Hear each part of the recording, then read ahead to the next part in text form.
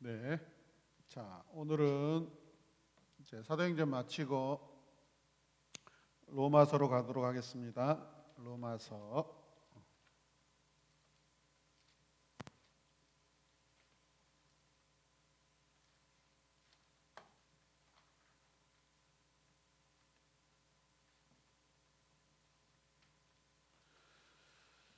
자, 로마서. 소론 가겠습니다. 자, 1장 1절에 바울이라는 사람이 등장하고 있는데 어떤 의미죠? 기록자죠, 기록자. 기록자인데 보시면 그 강의 안에 보면 서기 더디오가 기록하게 했고 더디오의 인사도 첨가하도록 했다라고 되어 있습니다.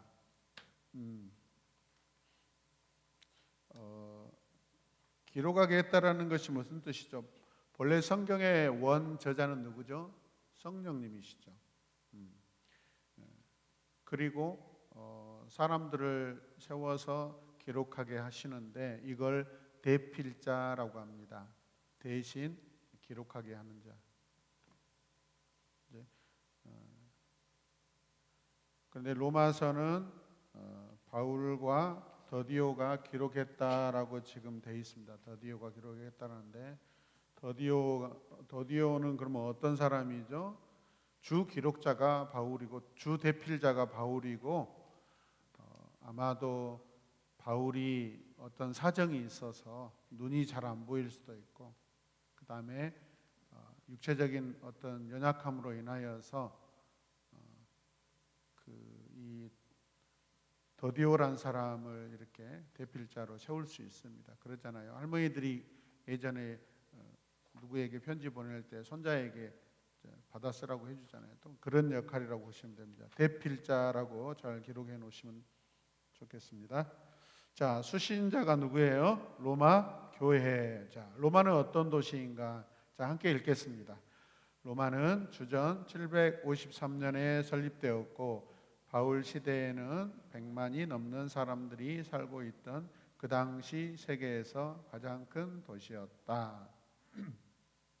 100만이라면 대단한 도시죠. 지금 우리 광주 광역시보다는 작지만 당시에 100만이라는 것은 어마어마한 대형 도시죠. 이 로마라는 나라는 그 로마 신화에 보면은 이 로마를 세운 사람이 누구로 나오죠? 로물루스 형제죠. 그리고 그들이 늑대의 젖을 먹고 이렇게 자랐다라고 되어 있습니다.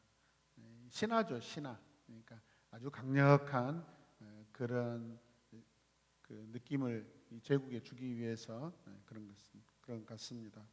자, 어찌 됐든 간에 그렇게 로마라는 나라가 신화적으로 그렇게 형성이 되어 있습니다. 자, 두 번째 보면 장엄한 건축 건물들이 가득했고 수많은 노예들에다가 밑줄을 그어 놓으시고요. 수많은 왜 노예들이 많았을까요? 로마는 정복 전쟁을 하면서 그 피지배국의 사람들을 데려와서 로마를 수종들게 하는 그런 사람들이 많은 거죠. 그래서 이 본토 사람들보다 이 노예들이 더 비중이 높았다라고 이야기합니다. 자, 그 다음에 바울 시대 사람들에게 로마는 법률, 문화, 국력, 학문 어떤 면에서도 세계의 중심부였다. 이 세계의 중심부에 하나님께서 바울을 통해서 복음을 던지고자 하시는 계획을 가지고 계십니다. 자, 그 다음에 지난 시간에 그래서 팍스 로마나라고 하죠. 팍스 로마나, 모든 것이 다 로마를 통한다라고 되어 있습니다. 자, 그 다음에 그렇다면 로마 교회를 누가 세웠는가? 자, 같이 읽을까요? 유대인들과 유대교로 개종한 사람들이 오순절에 예수 그리스도를 믿고 따르게 되며 로마에 돌아가 교회를 시작했다는 주장. 자, 1번을 보시면 유대인들과 유대교로 개종한 사람들이 오순절에 무슨 사건이죠? 성령 강림 사건이죠. 자, 그러면 이 로마에 있던 유대인들과 그 유대계로 개종한 사람들은 어떤 사람들이에요? 해외? 그렇죠. 디아스포라. 해외 제외 국민들이죠. 이스라엘 사람들이 있죠. 그분들이 이제 절기에 예루살렘을 방문하였다가 성령의 임하심을 경험하고 돌아가서 자기의 거처로 돌아가서 거기에 이제 교회를 세우게 되죠. 복음을 전하면서. 두 번째, 바울이 아시아, 마게도냐, 헬라에서 세운 교회 출신의 그리스도인들이 로마에 정착하여 다른 사람들을 그리스도께 인도했다는 주장. 유럽 지역에 흩어진 기독교인들, 그리고 또 뭐 바울을 통하든지 아니면 방금 같이 오순절에 성령을 받고 유럽으로 이렇게 다시 돌아갔다가 어떤 여러 가지 삶의 어떤 환경으로 인하여서 로마로 왔다 갔다 하고 다시 정착하고 이런 부분들, 이민하거나 이사하거나 이런 과정 가운데 또 그런 교회가 세워졌을 가능성이 있다라고 보는 것이죠.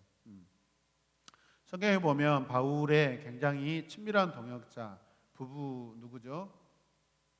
부인부터 나오는 브리스가와 아굴라, 이 사람들이 성경에 보면은 로마에 살다가 추방되어 가지고 다시 귀국하는 그런 이야기들이 기록되어 있습니다. 로마 황제들이 기독교인들을 박해할 때 추방시켜 버리죠. 우리 로마 안에 모든 기독교인들을 싹 내보내 버립니다. 그러다가 다시 황제가 바뀌면서 다시 돌아오게 되고, 그 과정 가운데 이 부부가 어떻게 하죠? 바울 곁에서 신실하게 동역하는 것을 볼 수 있습니다. 자, 그 다음에 언제 주후 57년 바울은 3차 전도 여행의 마지막 무렵, 기록 장소를 잘 밑줄 그어 놓으시기 바랍니다. 고린도에서 로마를 기록했다.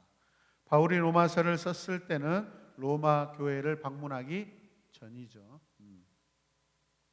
그 다음에 장소, 고린도. 로마서를 쓸 당시 고린도에 가이오와 함께 있었다. 바울 곁에는 늘 지금 신실한 사람들이 있는 것을 볼 수 있습니다, 여러분. 여러분들, 저와 여러분들도 저에게는 여러분들이 신실한 동역자입니다. 신실한 동역자입니다. 여러분들을 그냥 저는 성도로 여기지 않습니다. 저는 복음 사역의 동역자로 생각합니다. 여러분도 마찬가지입니다. 여러분 곁에 앉아 있는 분들이 여러분의 동역자이라고 생각하시길 바랍니다. 어떤 동역자면 평생 동역자입니다. 평생 동역자. 써놓으세요. 나의 평생 동역자는 누구인가? 여러분 곁에 앉아 계시는 분들입니다. 그리고 또 다른 계속해서 평생 동역자들을 계속해서 이렇게 세우고 만드시길 바랍니다. 그 다음에 바울은 고린도의 재무관 에라스도를 이렇게 언급하고 있습니다. 로마서의 주제가 무엇일까요? 첫 번째, 이신득이, 같이 고백. 이신득이. 이게 사자성어인데 어떤 뜻이죠? 믿음으로 의를 얻는 것이죠. 믿음으로 의를 얻는다. 이 의를 얻는다라는 것을 또 신학적 용어로 칭의라고 합니다. 칭의. 의롭다고 여겨지는 거죠. 불름받는 거. 칭하다. 당신은 그리스도인이요 의롭습니다라고 이제 죄인에서 의롭다고 칭하는 거죠. 자, 이 이신득이를 우리가 쉽게 이렇게 풀어보면 믿음으로 구원을 받는 것이죠. 믿음으로 의롭다함을 얻는 것이죠. 믿어 의로움을 얻는 것입니다. 자, 그러면 의롭다라는 것은 지난번에 우리가 복음서에서 다루었는데 디카이온가라는 이 단어인데, 이 의롭다라는 것은 하나님의 관점에서 의롭다 하는 것입니다. 우리 인간의 관점에서, 세상적인 관점에서 의로운 그런 의미가 아니라 하나님 관점에서, 하나님 보실 때 의롭다 하는 것입니다. 그러면 이 의롭다 하면은 한 두세 가지의 의미가 이렇게 함축되어 있는데 첫 번째가 뭐죠? 죄가 없다라는 뜻입니다. 죄 없습니다. 죄 없음. 의롭다라는 거. 하나님의 의가 뭘까요? 하나님께서 행하시고 뜻하시는, 그리고 행하시고 뜻하시는 모든 것들을 우리는 의롭다라고 생각했을 때, 하나님과 이 사람들과의 관계 안에서, 관점에서 봤을 때 의롭다 하면 첫 번째는 죄가 없어야 돼. 그래야 관계를 할 수 있어요. 그 죄 없다함을 얻었을 때 자연적으로 관계되는 관계가 뭐냐면 거룩입니다. 거룩. 죄 없음과 거룩은 아주 비등한 관계예요. 그리고 거의 동일한 관계고, 순차적으로 차이는 있을 수 있지만, 그리고 이제 이 개념을 확장시키면 뭐죠? 자, 의롭다는 것은 하나님 편에서 하나님의 자녀가 되든지 백성이 되는 거예요. 이 의로움이라는 거, 거기에 많은 의미가 있다라는 것을 잘 이렇게 기억하시고 기록해 놓으시길 바랍니다. 자, 그래서 하나님은 누구든지 예수 그리스도를 믿는 자에게는 뭐예요? 하나님의 의를 선물로 주신다. 의가 뭐라고요? 하나님이 행하시고 뜻하시는 모든 것들. 하나님 뜻하신 것을 마음에 품고 계시는 걸 주시는 것이고, 하나님이 하시고자 하는 것을 그것을 주시는 것이죠. 선물로. 바울은 로마서를 통해 하나님의 주권적인 구원 계획, 어디에서 1장에서 8장까지 밝히고, 유대인과 이방인이 어떻게 그 계획에 합당한지 보여주며 9장에서 11장, 그 다음에 의롭고 조화로운 삶을 살도록 격려하신다. 자, 거기에 추가로 기록해 놓으세요. 로마서를 크게 이게 두 파트로 구분하면 1장에서 11장, 그 다음에 12장에서 16장이에요.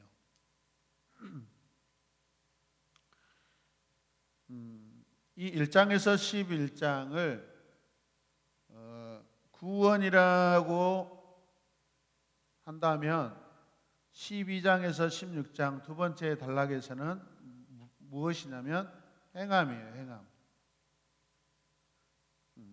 구원을 받고 나서의 행하는 삶을 말해요.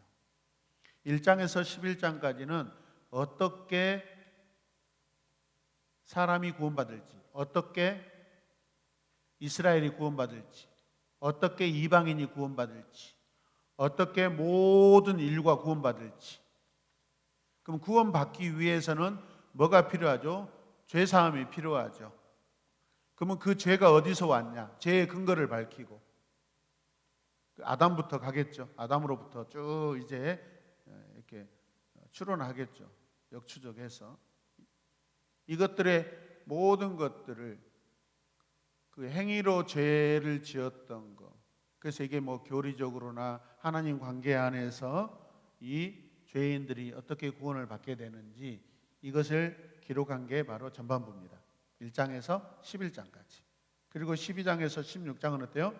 이제 구원받고 의롭게 된 자들을, 백성들, 사람들이 어떻게 하나님 앞에 살아야 될 것인가, 그 삶의 현장을 기록해 놓은 것이 두 번째 단락이라고 보시면 됩니다. 자, 그런데 세 파트로 나눌 때는 뭐죠? 구원 계획, 구원, 그 다음에 삶, 이렇게 세 파트로 조금 더 디테일하게 이렇게 더 나눈다는 거죠. 이해되십니까? 자, 다를 읽읍시다. 믿음, 율법, 모든 사람들. 죄 같은 단어는 로마서에 60회 이상 등장한다. 굉장히 많은 빈도수입니다. 여러분, 중요하다는 뜻입니다. 자, 그래서 로마서는 바울의 복음이라고 불려왔다. 바울의 복음.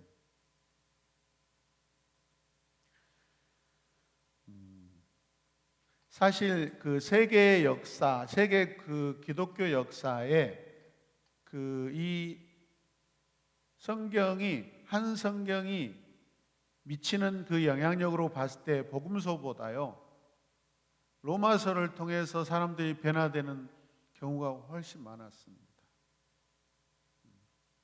사람들은 마태, 마가, 누가, 요한복음은 잘 접근하기 힘들죠. 근데 로마서는 편지이기 때문에, 그리고 실제적인 삶을 다룹니다.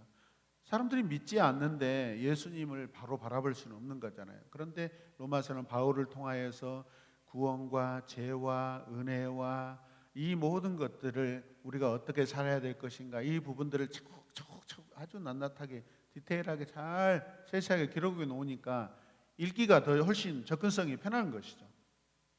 그래서 수많은 성경의 인물들이, 기독교 역사에 이 신앙의 인물들이 이 복음서보다 사실은 이 로마서를 통해서 굉장히 도전을 많이 받고 구원받는 사례가 많습니다.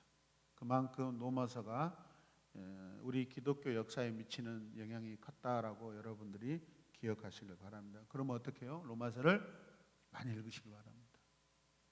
로마서를 많이 읽으면 여러분들이 거의 신학자의 반열에 오를 수 있습니다. 자, 그 다음에 로마서를 활발하게 연구함으로써 교회 부흥의 역사가 일어나게 되었다. 자, 그러니까 실제적인 신앙의 서신서였다라는 것입니다. 이론이 아니라 삶까지 갔기 때문에. 자, 어거스틴이라고 합니다. 아우구스티누스를 어거스틴이라고 하십시오. 어거스틴. 기독교 고전을 많이 쓰신 분입니다. 뭐 고백록이라든가 이런 부분들. 자, 마틴 루터, 요한 웨슬리, 감리교 창시자. 종교 개혁자들은 모두 로마서를 탐독함으로써 자신들이 영적으로 새로워졌다고 고백하고 있다.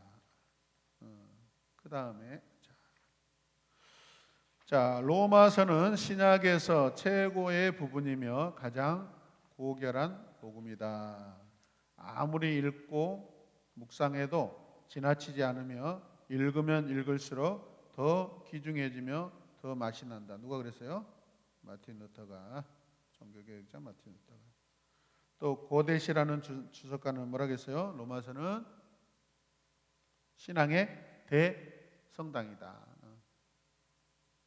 대교회라고 해놨으면 좋을 것 같고 성당이라. 어찌됐든 그 당시에는 이미지가 크기 때문에 그러겠나 봐요. 자, 그 다음에 신문 한 장 정도의 분량을 가지고 있는 로마서는 그리스도인의 믿음의 진수를 간결하게 요약하고 있다라고 표현할 수 있어요. 자, 그렇다면 로마서에 나타난 예수 그리스도, 로마서와 예수 그리스도의 관계. 첫 번째 뭐죠? 같이 읽읍시다. 예수님은 대속의 죽음을 통해 두 번째 아담이시다. 두 번째 아담이시다. 그 아담을, 그 에덴 동산의 그 아담을 생각하지 마시고 이 사람이라고 생각하셔요. 이 아담은 사람이라는 뜻이잖아요. 아담하는 뭐죠? 붉은 흙이라는 뜻이고. 그러니까 보편적으로 우리가 땅에 있는 흙의 색깔을 어떻게 해요? 그냥 붉은, 그 정도. 우리는 좀 누리끼끼 하죠. 아마 에덴에 있는 흙 색깔은 아마 붉으스름했는 것 같아요. 가능하죠. 우리 어렸을 때 뒷동산에 올라가고 막 그 차놀이하고 할 때 황토보다 더 붉은색, 약간 연한 핑크색 흙이 있었거든요. 우리 집 근처 산이 그랬어요. 아마 거기가 에덴일 수도 있겠네.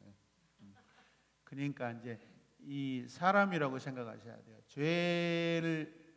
죄를 지었던 아담으로 생각하면은 우리가 적용하기가 조금 그렇습니다. 물론 그 다른 아담이죠. 두 번째 아담이라는 것은, 그래서 첫 번째 아담은 하나님의 사랑을 받았지만은 하나님을 거역하고 반역했고 죄의 원조가 된 그 아담으로 생각하면 안 되고, 두 번째 사람, 하나님이 첫 번째 창조하신 사람, 이제 하나님이 두 번째로 이 세상을 위하여, 두 번째 세상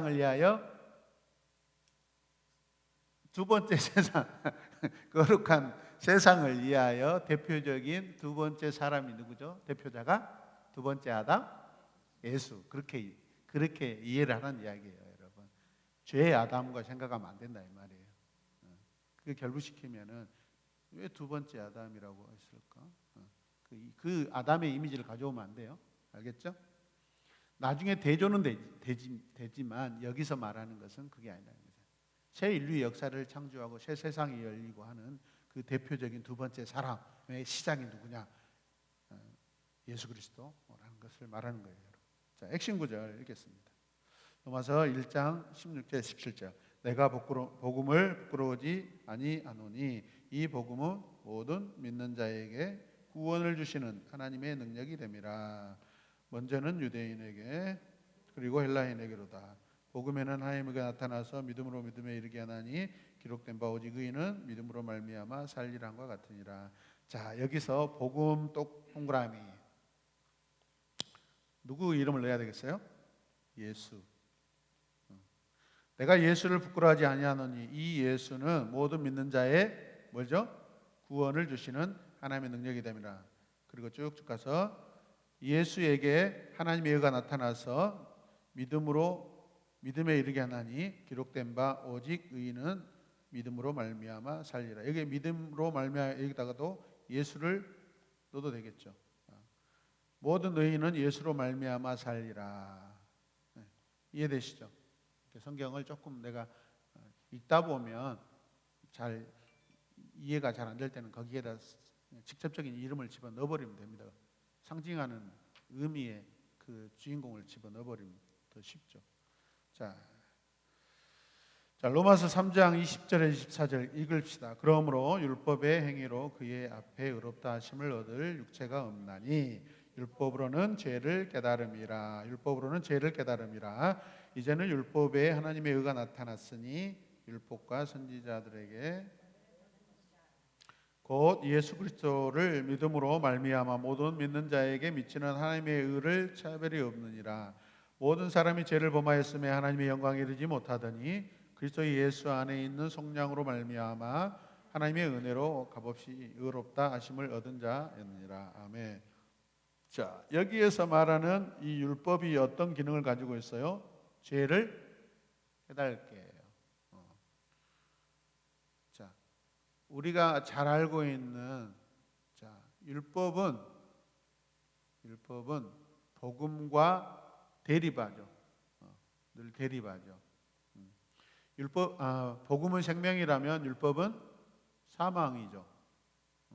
복음은 생명을 가져오고 율법은 사망을 가져오고. 그러면 율법 자체가 그러면 사망이냐? 아니에요.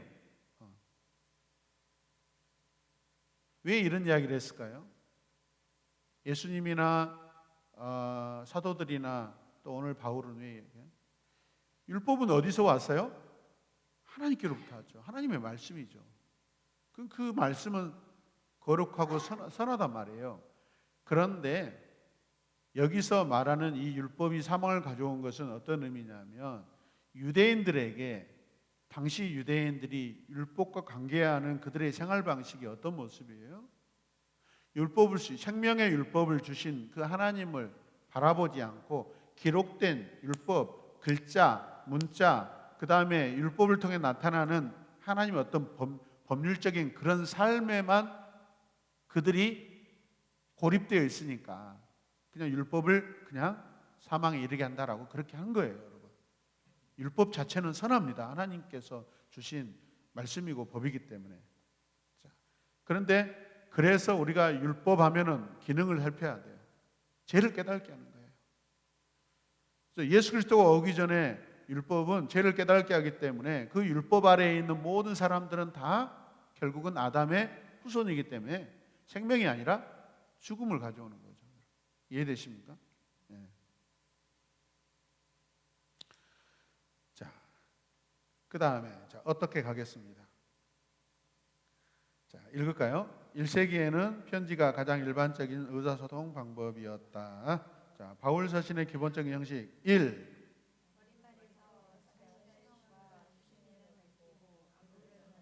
이어서 수신인들에 대해 하나님께 감사하고 중보한다. 2.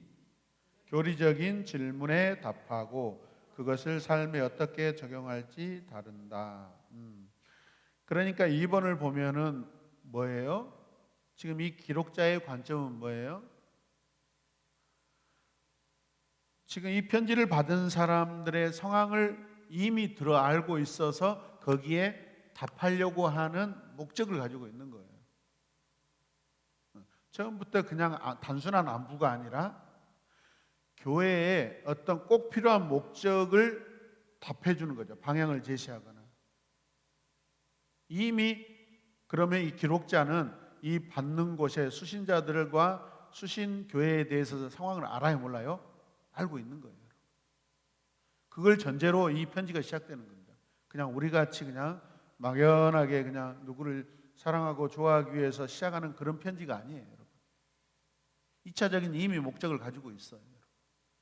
그리고 훨씬 더 그 실제적이고 구체적이고 그 다음에 상황이 분명하다는 것을 우리가 이 서신서의 기록 목적을 먼저 우리가 알고 있어야 돼요.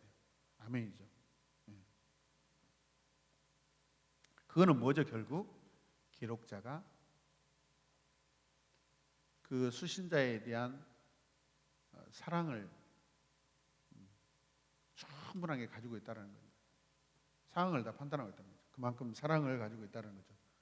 자, 동역자들의 안부 인사를 전하고 편지를 받은 교회의 여러 성도들에 대한 안부를 더 물으면서 본론을 마무리한다. 마지막으로 축도하며 편지를 맺는다. 바울의 편지들은 교리와 실천을 모두 다룬다.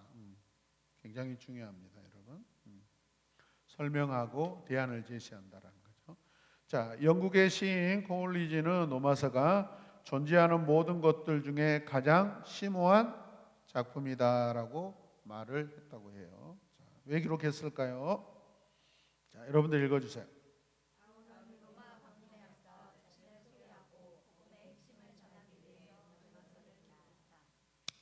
계속해서요.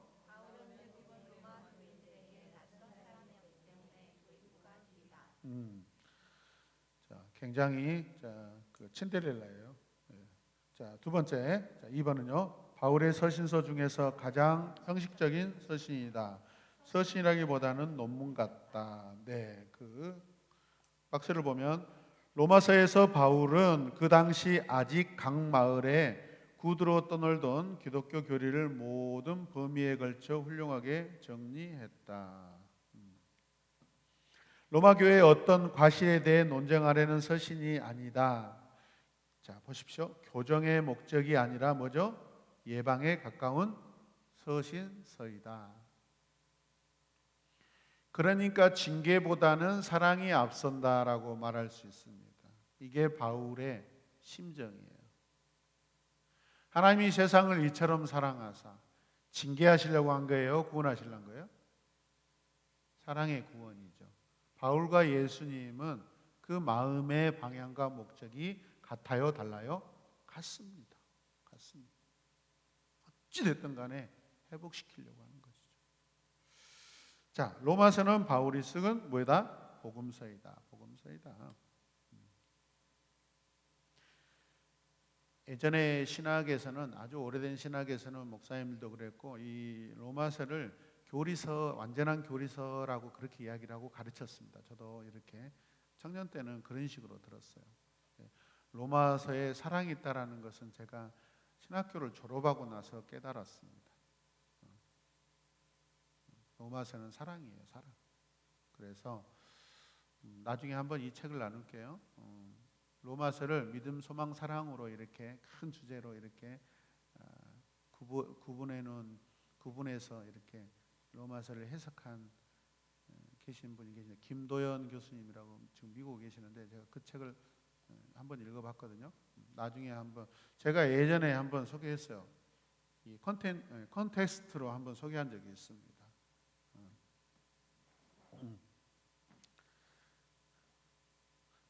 자, 나중에 한번 제가 소개하도록 하겠습니다.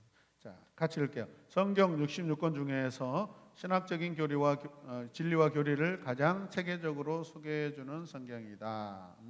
자, 읽어야 머리에 남습니다. 가슴에 들어오고요. 자, 로마서는 바울의 첫 번째 서신서는 아니지만 바울 전집에 처음에 놓은 것이 적당하다. 왜요? 중요하니까.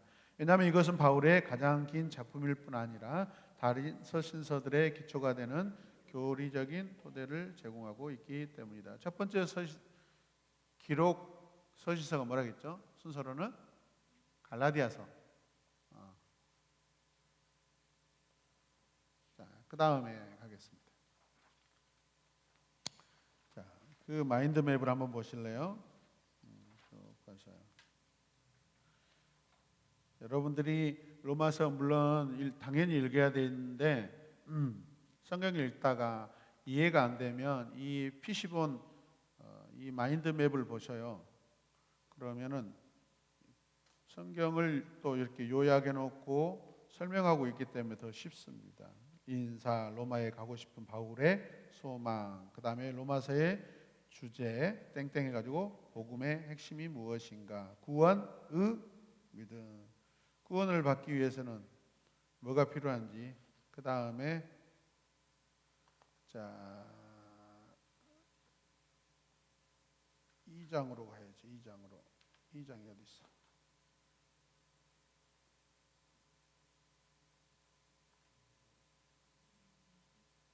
2장이 어디 있어? 오른쪽에 넘어가 있어요? 저는 강의 안에 잘 안 보여서. 그 다음에 3장에는 뭐예요? 율법 외에 하나님의 한 의가 나타났다. 그러면 율법도 의라는 거죠. 율법도 의고 또 새로운 의가 나타났는데 그건 누구예요? 예수 그리스도.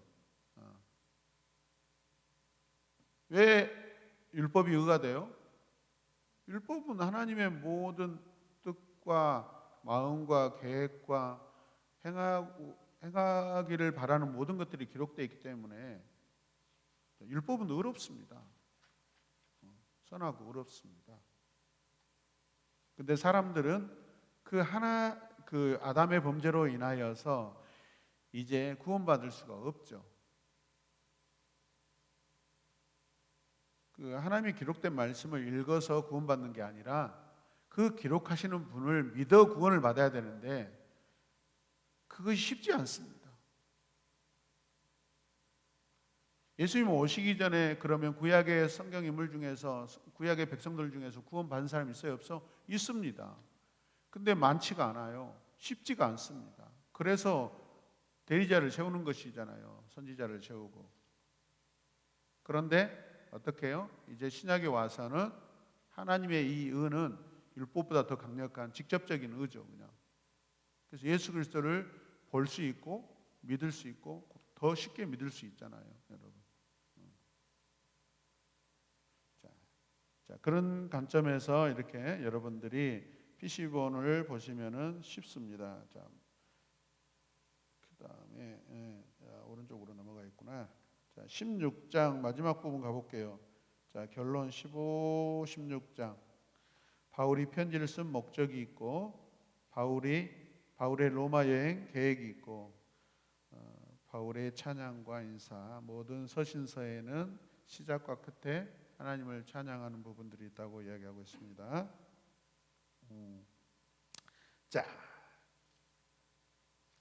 로마서는 나중에 좀 깊이 한번 다루도록 하겠습니다. 자, 그 다음에 고린도 전서입니다. 오늘 고린도 전서까지만 해볼게요. 자, 서론 가겠습니다. 서론. 자, 누가 기록했어요? 바울. 수신자는 고린도 교회. 자, 고린도는 어떤 도시인가요? 자, 읽어주세요. 크게. 146년에 로마인들에 의해 멸망되기 전까지 고대 헬라의 주요 도시였다. 계속요. 주전 46년에 로마의 식민지로 다시 세워 성장 번영했다. 자, 거기에 보면 바울 시대 고린도는 필로폰네소스의 중심 도시였다. 나중에 설명하겠습니다. 자, 세계적으로 상업이 발달했으나 문화는 타락했고, 진하게 표시하세요. 우상 숭배로 떠들썩한 도시였다. 거기도 진하게 표시해 놓으세요. 이 도시는 사단과 사원들로 가득했다. 가장 두드러진 것은 에크로 코린토스라고 불린 1800피트 되는 갑의 꼭대기에 있는 아프로디테 신전이다.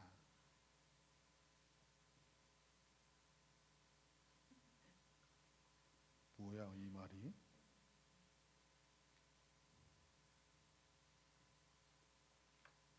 어딜까요? 뭔 이야기야 이게? 나중에 제가 다시 설명하겠습니다. 자, 이 여신의 숭배자들은 1,000명의 히에로둘리 신전 전속 창녀들을 마음대로 이용했다. 자, 쾌락주구자들은 휴일에는 도덕적인 것으로부터 벗어나 돈을 쓰기 위해 고린도로 왔다. 당시에 최고의 여행지라고 생각하면 됩니다. 한국 사람들의 최고의 여행지가 어디예요? 이런 관점에서 쾌락 여행지가 어디예요? 미국이에요? 미국 가면 사람 취급도 못 받아요. 돈을 들고 가도. 동남아죠, 여러분. 태국, 필리핀 이런 데죠, 주로. 예전에 거기 가서 뭐 골프 치는데 뭐 몇만 원이면 치고 왔는데 한국에서는 골프 치려면 필드 나가려면 안 돼요, 여러분. 회원 가입해야 되고 보증금 공탁해야 되고 안 됩니다. 그 다음에 타수가 안 나오면 받아주지도 안 해요. 그러니까 동남아에 비행기 타고 가서 필드 이렇게 라운드 하고 오는 돈이 훨씬 쌉니다. 거기에 이제 어떻게 해요? 하룻밤 자고 오면 또 이렇게 이런 향락의 그런 장소에 갔다 올 수 있고. 솔직히 저는 아직도 이 골프가 제게는 익숙하지 않아요.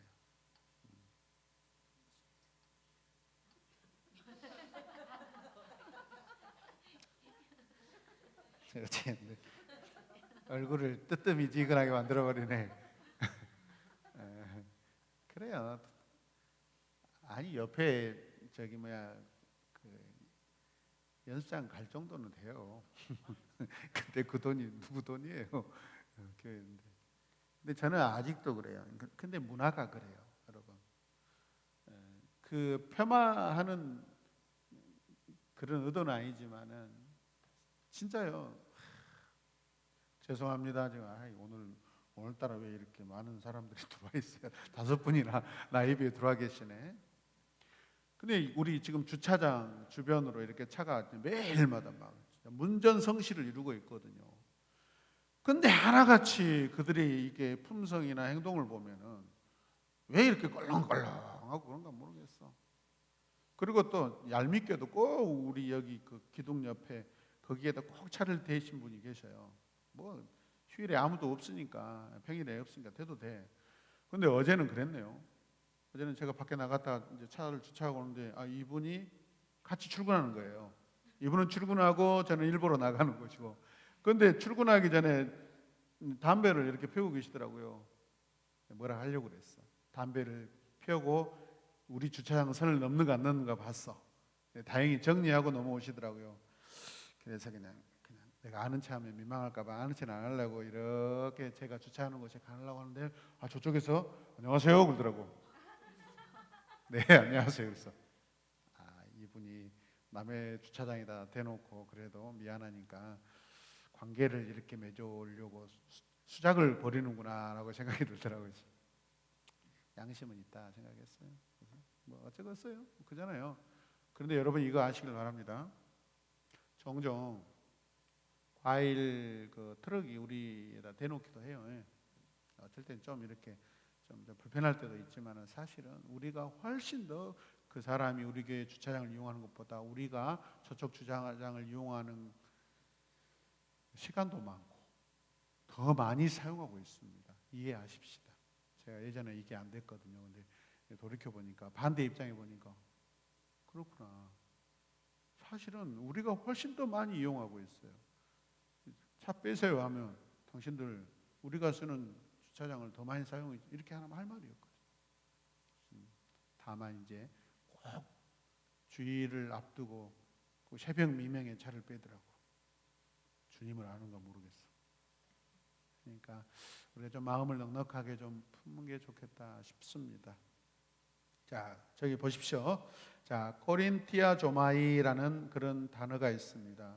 자, 고린도인처럼 행동함, 그제? 전라도 깽깽이, 경상도 보리뭉댕이, 막 이런 뜻이에요. 자, 방탕과 매춘의 동의어로 쓰일 정도였다. 자, 바울 시대 고린도 인구는 저기 얼마예요? 70만. 그 중에 3분의 2가 노예했다. 지금 로마의 시민들은 몇 명이라 했죠? 100만. 100만. 로마는 100만이에요. 거기에 비해서 지금 고린도가 70만이라는 것도 어마어마하게 큰 도시예요, 여러분. 자, 그 중에 3분의 2가 노예였다. 자, 그 다음에 바울은 2차 전도 여행 때 고린도에 교회를 설립했다. 마게도냐에서의 핍박 때문에 바울은 남쪽 아덴으로 피했고, 아테네죠. 자, 다시 그곳에서 고린도로 갔다.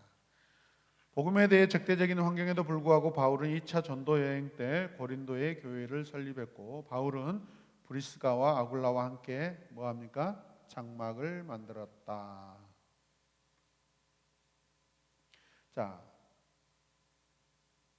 그래서 이 브리스가와 아굴라가 나중에 로마에 정착하기가 쉬웠죠.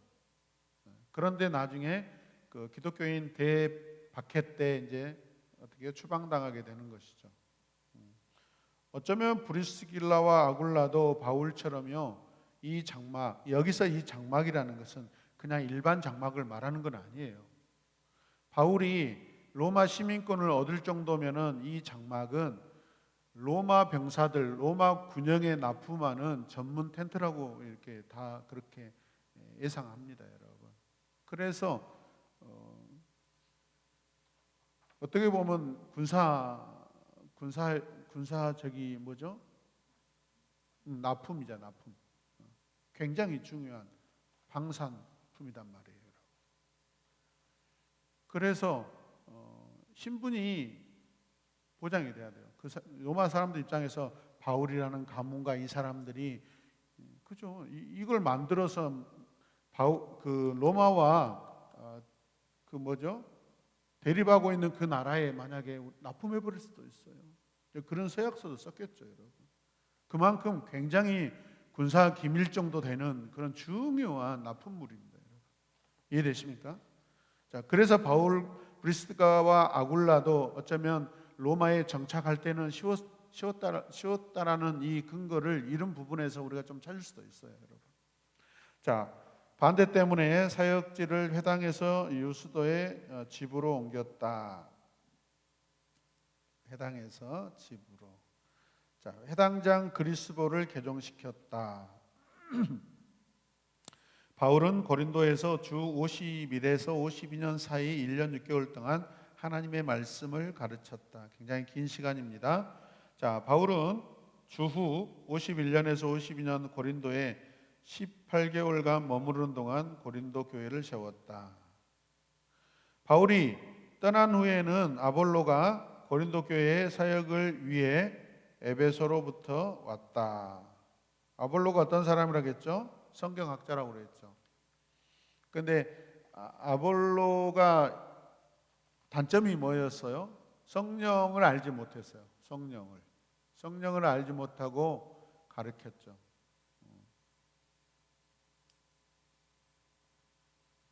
나중에 이런 부분들은 또 보완이 됩니다. 자, 그 다음에 연대 주후 56년에 기록됐고, 바울은 3차 전도 여행 동안 에베소에서 고린도전서를 기록했다. 방문과 편지 쓰는 시기는 달라요. 갔다 와서 쓰는 거죠. 자, 바울은 에베소를 떠날 계획을 세우고 있었는데 이것은 지필 연도가 주 56년이었다는 것을 의미한다. 자, 장소 어디서? 바울은 에베소에서. 어디에서요? 에베소에서 고린도전서를 기록했다. 바울은 글로에의 집을 통해 듣게 된 고린도 교회의 분쟁 소식 때문에 마음이 좋지 않았다. 그러면 이 글로에의 집이라는 것도 우리가 연구해 볼 만하겠죠. 여기도 복음의 소식, 교회의 소식들이 이렇게 들려오는 굉장히 중요한 그런 장소라는 것을 봤을 때 이 집을 연구해도 박사 논문 하나 나올 수가 있을 것 같습니다. 자, 교회는 세 명의 대표들, 스데바나와 부드나도와 아가이고를 바울에게 보냈다. 보낸 어떤 이유가 있을 것 같아요. 그들의 교회 내 여러 가지 문제에 대한 바울의 진단을 요청하는 편지를 가지고 갔던 것 같다. 자, 그 다음에 4번 읽어주실래요? 바울은 고린도 교회 성도들의 문제와 질문에 대한 대답으로 이 서신서를 기록했다.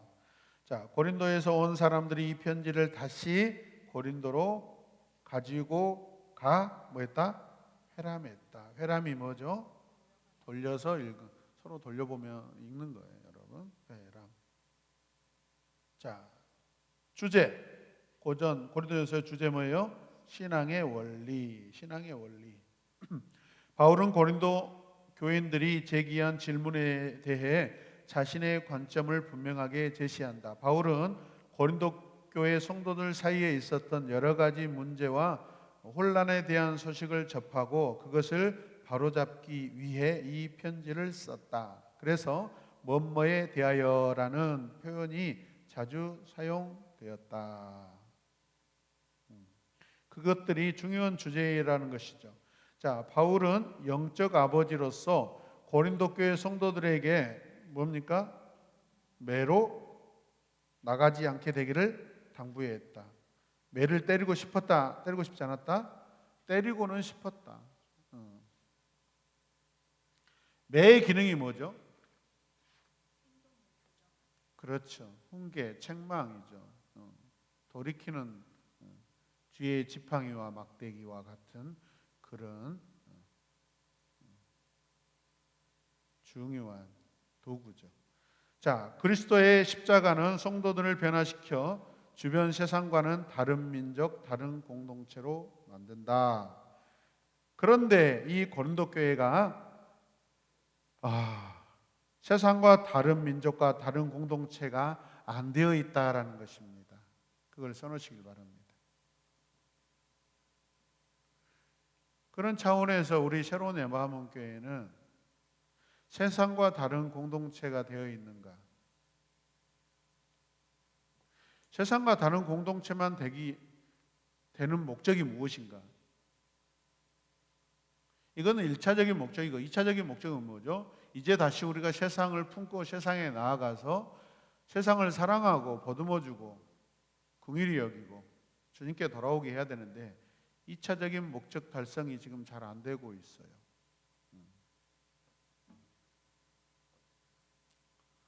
저는 이틀 전 저녁에 한 전도사님한테 얼마나 혼이 났던지 그냥 그 눈앞에서 당대에는 그 마음이 조금 불편하기도 했는데 그렇다. 우리 교회가 지금 이분이 이제 미디어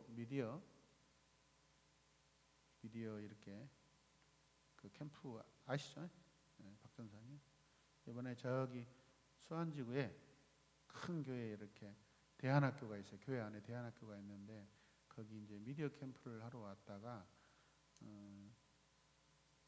월요일 날 아침부터 시작해야 되니까 주일 날 출발해서 오면 새벽 일찍 오면 피곤하고 그러니까 주일 예배 마치고 우리 교회로 먼저 와서 이렇게 주무시고 아침에 여기서 이제 수안지구로 간 거였거든요. 저녁에 이런저런 이야기했어요. 자기가 많은 교회들에서 이렇게 섭외가 와요. 우리 교회 이렇게 홍보 영상을 만들어 달라. 다음 세대에 이렇게 코칭 그런 걸 하는데 이 시대 많은 교회들의 문제점이 뭐냐면요. 지금 자녀 세대, 이 다음 세대라고 하는 교회 안에 학생 세대, 다음 세대들이 영성이 없다라는 거예요. 거기에 반해 우리 공동체는 그래도 지성 뭐죠? 말씀, 영성, 영적 스피리추얼, 그죠? 하나님과 그 내적 관계잖아요. 관계. 그게 영성이죠. 근데 그것을 이렇게 우리가 중요시 여기고 같이 균형 있게 추구해 간다고 하는데, 그래서 우리 교회의 다음 세대를 10대를 통해서 많은 교회들에게 도전을 주고 복음을 설명하고 싶고 복음에 도전해 주고 싶은데 제가 안 도와준다라는 거예요. 많이 저한테 이렇게 서운해하더라고요. 우리 교회 10대 영상을 찍자는 거예요. 우리 교회 10대들의 그 스토리. 지금 한국교회 안에 새로운 에반문교회 10대 스토리가 같은 스토리가 많지 않다라는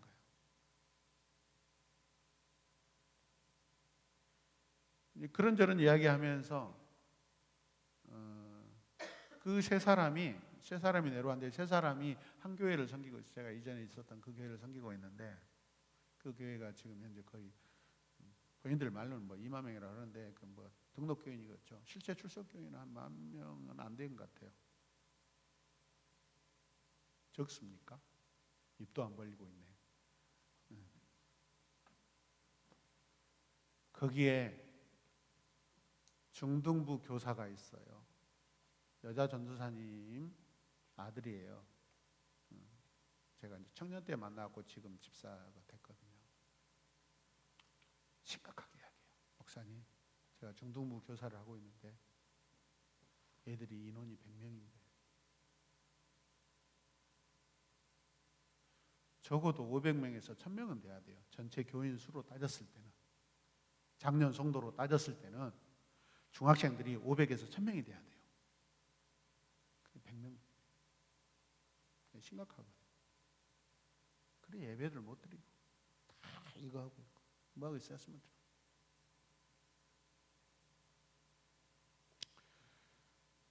저도 여러분의 자녀들이 집에서 게임하고 있다고 저는 알고 있어요.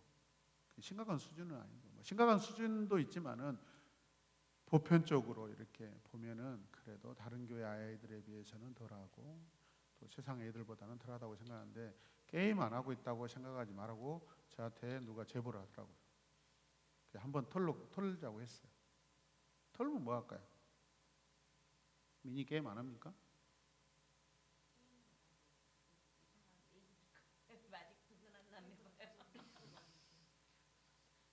이게 있어요. 지휘를 왜 핸드폰을 안 주고 막으나요? 게임을 할까봐. 그죠? 그러죠. 다 그래요. 혜성이 엄마가 막 다 막아놓고 그래도 마찬가지입니다. 근데 안 해야 되는데 안 할 것 같은데 하여튼 풀어놓으면은 어떻게 정말 이런 말 죄송한데 귀신같이 알고 엄마가 잠자는 틈을 타서 엄마가 피곤해갖고 어느 날 이렇게 안 잠그고 자버리면 그걸 귀신같이 알고 일어나서 다 풀어진 상태에서 게임을 84평에서 혜성이가 교회에 와가지고요 우리 양육하고 있는 어른들 양육하고 있는데 등 대고요 다 하고 있는 막 게임 들어갔다 나왔다 내가 그 중간 창고 뒤에 창문에서 이렇게 보고 있었죠. 이놈이 자기밖에 없다고 생각하거든. 들어갔다 나왔다 이 게임 해보자. 이야 간이 부었다. 나 그날 이 애를 들어가서 때리진 않았어요. 굉장히 그때 제가 훌륭하다고 스스로 느꼈습니다. 내가 이 상황에서 문을 열고 뛰어 들어가서 뒤통수를 쳐본다든가 정수리를 이제 안수해본다든가 했을 건데 평소 같으면 꾹꾹 참았어요. 왜? 확실한 증거를 제시하기 위해서. 요즘 들어서 그렇게 생각합니다. 아이들은 아이들이다. 아이들은 아이들이다. 그런데 여러분, 애들이 왜 게임을 하겠어요? 문선미 집사님 한번 이야기해봐요. 애들이 왜 게임합니까?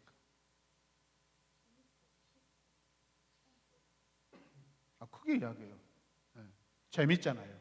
흥미롭고 관심도 많고 시간 가는 줄 모르고.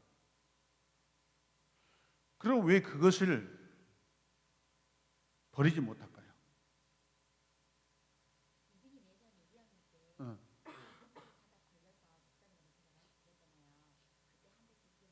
네. 저한테 뒤지게 맞았어요? 다양한 풍성한 경험을 가지고 계신 우리 이승훈 선생님. 게임의 왕자, 전 게임의 총장, 게임 총장님이에요. 저 어렸을 때부터요.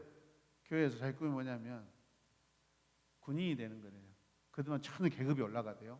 하사관에서 막 올라가더라고요. 왜 올라가겠어요? 여러분, 일반 군인들은요 이렇게 긴 총을 가지고 다녀야 되는데, 예? 부사관이나 그 장교들은 뭐예요? 이제 권총을 들기 시작하거든요. 함정 그거예요. 이렇게 긴 거 메고 이렇게 행군해야 되는데 이 사람들은 다 허리에다 딱 차고 다닌단 말이에요. 얼마나 좋아요. 그걸 그 세계를 아는 것이죠. 게임 중독이 왜 해결이 안 될까? 많은 분들이, 여러분 부모들이니까 게임 중독을 어떻게 해결해야 되는지 아세요?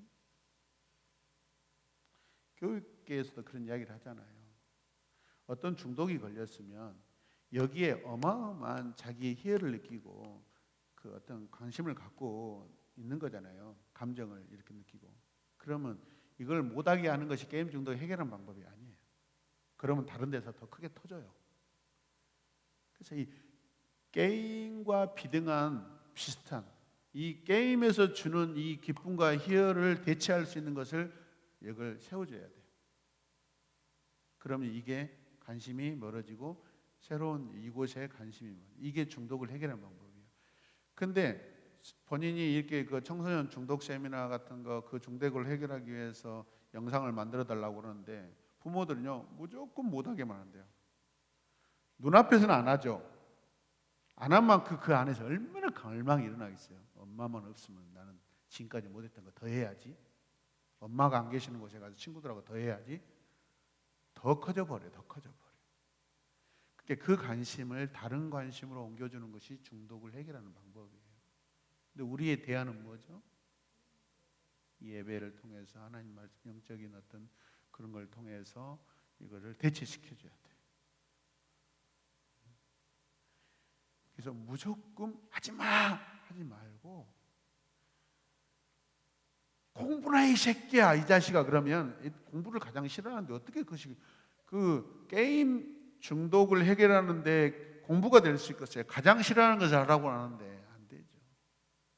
차라리 부모들과 그 블로그를 하셔요. 엄마와 어떤 새로운 놀이를 관계의 어떤 그런 것을 하셔야 돼요. 애들이 떠나고 나서 제 아내가 심심한가? 여보 나하고 룸키즈 한판 할까? 안 해요. 당신하고 싸우기 싫어. 우리는 뭔만 하면 싸웁니다. 양보할 수 없기 때문에. 그래서 여러분, 그래서 이 복음은 모든 것을 압도하고 모든 것을 덮어버리는 능력을 가지고 있는데 왜 이렇게 열심히 예배드리고 찬양하고 그러는데 애들이 안 바뀌나 이 말이죠. 저는 그것을 아주 오래전부터 고민했고 지난번도 이야기했지만 결론은 뭐냐면 그 안에 복음이 많이 없어요. 우리 자녀들 안에 복음이 많이 없어요. 귀로만 듣고 마음으로 와서 이게 차곡차곡 쌓여지지 않아 있어요. 그 증거가 뭐냐면 고백을 못해요. 진짜 우리 옛날에 예를 들어서 유빈이 말씀 양육 받고 그냥 그쵸 하나님 만나고 나서 간증할 때 스토리도 없이 그냥 말하기 전에 막 울었잖아요. 줄줄줄 흐르고 민희도 마찬가지로. 1차적인 것은 그거예요. 그리고 나서 이제 자기가 만난 하나님을 이야기. 그게 자기의 스토리인데 이 고백이 점점 사라지고 고백하지 못하는 그러한 이게 마치 반신 기독교인이 되어 있어요. 그래서 제가 여러분들에게 여러분 자녀들이 신앙 고백 못한다. 여러분도 마찬가지예요. 우리 자녀들이 신앙 고백을 못하는 것은 첫 번째는 제 잘못이고 그 다음에 우리 교사 잘못이고 부모 잘못이에요. 그래서 다른 것에 관심 갖지 말고 기회가 되면 될 때 어떤 한 주제를 가지고 이야기하세요. 우리 지금 바울에 대해서 사도행전에서 로마에 대해서 이야기하고 있잖아요. 로마서 이 부분들은요. 너 로마서가 뭔지 알아? 네, 성경이잖아요. 그러면 노마서는 어떤 성경인 줄 알아? 이렇게 한 가지 차츰차츰 하나씩 그냥 아이들도 높이해서. 제가 오늘도 그 지금 어린이 제자 훈련 자기 신앙 고백을 그림으로 이렇게 해가지고 그 오늘 코팅해가지고 집에 자기 책상에다 놓고 이제 하기로 했다고 약속해가지고 그거 코팅하는데 같이 썼거든요. 신앙 고백이 다양해요, 여러분. 그 모습을 보면 표현이 다양하니까 그 뭐 잘한다 못한다 그걸 떠나서 여러 형태로 이렇게 하더라고요. 나이가 어려도 풍성하게 고백하는 표현하는 애들이 있는 반면 언니여도 형이어도 풍성하게 고백하지 못한 것이 있어요. 그걸 당연하게 생각하지 말고 얘가 복음을 풍성하게 고백할 수 있도록 도와줘야 된다고 생각해요. 그래서 이번에 그 교회 엄청 크거든요. 저 처음 가봤는데 두 번째 가봤어요. 어저께. 엄청 큽니다. 어마어마해요. 본당 건물, 원형 건물이 있고 옆에가 교육관이 이제 5층인가 4층으로 되어 있는데 거기 안에 여러분 체육관까지 있고요. 각 층층마다 교실이 엄청나게 많아요. 거기에 이제 한 부분을 이제 그 셰품 셰품 학교라고 이렇게 해놨는데 거기에 중등부, 고등부, 초등부 이런 예배실을 다 두고 있더라고요. 보니까 거기에도 마찬가지예요. 그 학생들이 신앙을 고백해 놓은 것들을 이제 붙여놨더라고요. 우리도 뭐 많죠, 사실은. 우리도 많죠. 제 결론은 이것입니다. 여러분, 바울이 왜 복음을 이렇게 잘 변증할 수 있을까요? 전달할 수 있을까요? 자기 안에 예수가 많아요, 적어요? 많아요. 예수가 많고, 예수가 분명하게 있고, 예수거리가 많아요, 여러분. 거기에 또 자기 스토리도 같이 있어요, 여러분. 예수와 관계된 자기 스토리가 있어요, 없어요? 많아요. 그것이 들어온 것을, 자기가 경험한 것을 잃어버리지 않고 계속 새롭게 하고 리뉴얼하고 있단 말이에요. 바보 멍충이 기독교인들이 엄청 많아요. 그래서 내가 어제 가가지고 물어봤어요. 어제 애들 어떤가요? 했더니 내가 봤을 때 애들은 되게 착하던데. 왜냐하면 복도에서 만난 애들은 되게 착하고요. 저한테 인사를 잘하더라고요. 저도 이제 막 안녕 그러면 안녕하세요 그래요. 그런데 이 전사님이 대표가 진행을 해보니까 문제가 뭐냐면 신앙 고백을 안 해. 신앙 고백을 못 해. 그래서 제가 그랬죠. 나는 한 1년 전에 이것을 우리 공동체 안에 심각하게 생각해가지고 성도들에게 이야기했고 지금 이번에 어린이 제자 훈련 한 목적은요 그겁니다. 저들 안에 예수 스토리를 많이 집어넣고 고백할 수 있게 하려고. 그게 지금 계속 발표하고 쓰고 있고 그 다음에 뭐죠? 이론으로 끝나지 않고 관계로서 계속 이어가게 하려고 지금 애들 기도하잖아요. 낮에도 와서 애들 기도한다고 그죠? 학교 끝나고 와서 기도한다고요. 서로 약속을 잘 해놨단 말이에요. 정말 이번에 잘 되고 있는 것 같아요. 이것을 위해서 계속 기도해 주셔야 되고 계속 집에서 여러분들 다른 이야기 하지 마시고 공부해라 뭐라 하지 마시고 그냥 복음에는요 능력이에요. 복음이 능력이에요. 예수만 탁월하게 믿고요 그것을 감동으로 신앙이 튼튼해지면 여러분 지혜는 그냥 열립니다. 공부를 할 필요 없어요. 하나님을 사랑하면요 자기 세계관은 분명해집니다. 공부를 하게 됩니다. 왜? 하나님의 세계는 선하거든요. 미래지향적이거든요. 그걸 위해서 내가 하나님을 위해서 내가 살려고 하는 결단이 서기 때문에 어떻게 해요? 공부하지 말아야 해도 공부를 해버립니다.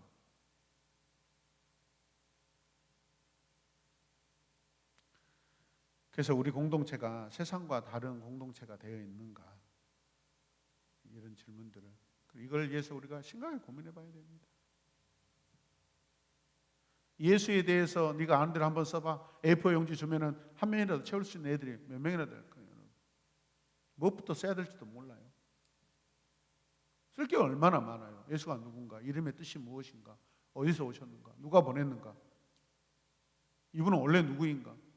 몇 가지 주제만 가지고도 소설을 할 수 있잖아요. 부모들이 그렇게 하셔야 돼요, 여러분.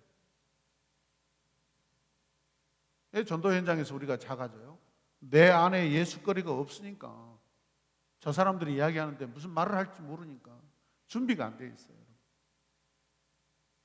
있어도 말하지 못하는 경우도 있고 준비가 안 돼서 말하지 못하는 경우도 있고, 우리 공동체가 그냥 찬양 잘하고 예배만 잘 되는 공동체가 돼서는 안 돼요.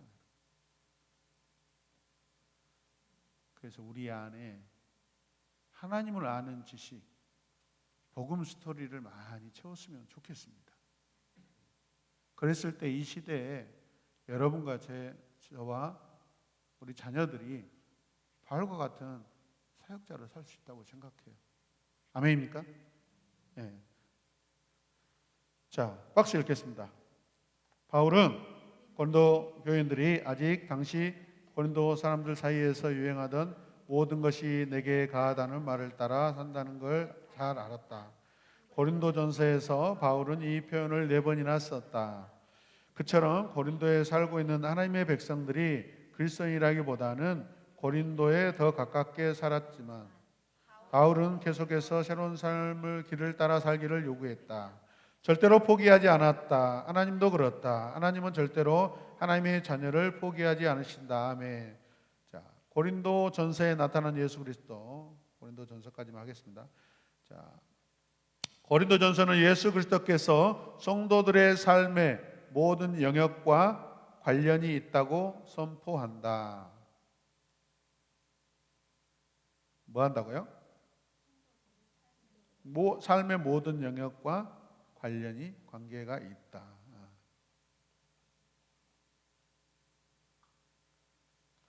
자, 그래서 이 앞에 제가 함께 나눈 연장선으로 우리의 신앙은요, 교회 시간적으로 사실 교회보다는 세상에서의 시간들이 더 많습니다. 삶이 예배가 돼야 되고 우리의 신앙이 삶이어야 돼. 삶이 신앙이어야 된다는 것은 막 애들한테 막 학교에서 할렐루야 하면 막 그거 하는 소리가 아니라 교회에서 배우고 익힌 바를 적용하며 살자는 이야기예요. 살도록 해야 된다는 이야기예요. 아닙니까? 자, 액션 구절 가겠습니다. 고린도전서 6장 19절 20절. 너희 몸은 너희가 하나님께로부터 받은 바 너희 가운데 계신 성령의 저인 줄을 알지 못하느냐 주여. 너희는 너희 자신의 것이 아니라 값으로 산 것이 되었으니 그런즉 너희 몸으로 하나님께 영광을 돌리라. 자, 고린도전서 10장 12절 13절. 그런즉 손줄로 생각하는 자는 넘어질까 조심하라. 사람이 감당할 시험 밖에는 너희가 당한 것이 없나니 오직 하나님은 미쁘사 너희가 감당하지 못할 시험 당함을 허락하지 아니하시고 시험 당할 죄음 또한 피할 길을 내사 너희로 능히 감당하게 하시라. 미쁘사가 뭐죠? 신실하시다라는 뜻이죠. 신실하시다. 하나님은 신실하시다. 너희가 감당하지 못할 시험 절대 하게 안 한다. 자, 어떻게 해야 할까요? 자, 고린도 교회가 질문한 내용에 바울이 답하는 형식으로 기록되어 있고 문무에 대하여 언급하고 있고. 자, 왜 바울은 고린도 교회 성도들 사이에 있었던 여러 문제와 혼란에 대한 소식을 접하고 그것을 바로잡기 이 편지를 썼다. 목적입니다. 자, 초대교회의 문제점에 대해 고린도전서만큼 잘 보여준 서신서는 없다. 자, 어떻게 꾸밈없고 진지하고 소박하게 고린도 교회 안에 있는 사회적, 도덕적, 영적인 문제를 다루고 있다라는 것이죠. 삶에 관련이 있어요, 없어요? 관계가 있죠. 자, 고린도전서는 신약 교리에 중요한 공헌을 한다. 고린도전서는 교회의 조직, 영적인 은사들의 역할, 부활과 같은 데 대해서 가르친다. 고린도전서를 보면 주제들이 순서적으로 나오는데 그 순서들은 점층적인 순서들이에요. 우리 신앙의 점층적인 단계를 잘 보여주고 그런 순서로 기록되어 있어요, 여러분.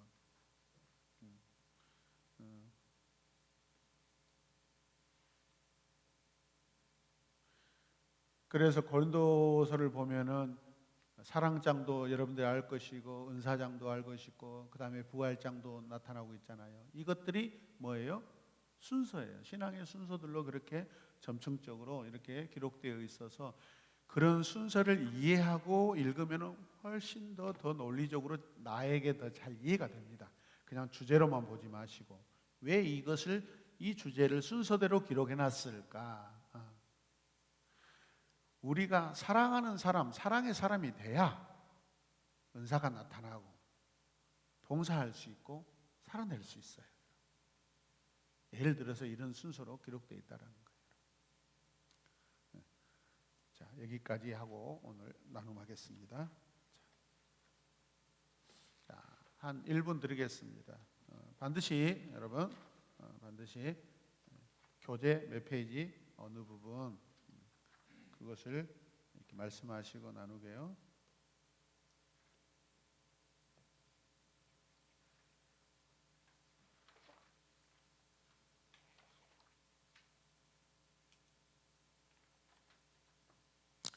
지난번에도 말씀드렸지만은 이제 앞으로 2024년도부터는 이제 우리가 성경대학을 마치게 되면 제가 교회에 어떤 행사로든지 방법으로든지 이제 책별로 이제 공부를 할 겁니다. 책별로 우리가 전체 이제 보고 있잖아요. 숲으로 보고 있잖아요. 이제 나무로 볼 겁니다. 그래서 제가 설교도 창세기 전체 하고 출애굽기하고 에베소하고 막 이런 식으로 하는 것처럼 제가 앞으로 이제 깊이 이제 아예 고린도전서 우리가 이제 핵심으로 요약으로 봤지만은 이제 각 절부터 문단 그 안의 주제들 이런 거 쭉 이제 더 깊이 볼 것입니다. 그래서 성경을 깊이 이렇게 보는 것으로 이제 제가 목회 방침을 이제 다음 단계는 그렇게 진행하려고 합니다. 사실은 다른 계획이 있었는데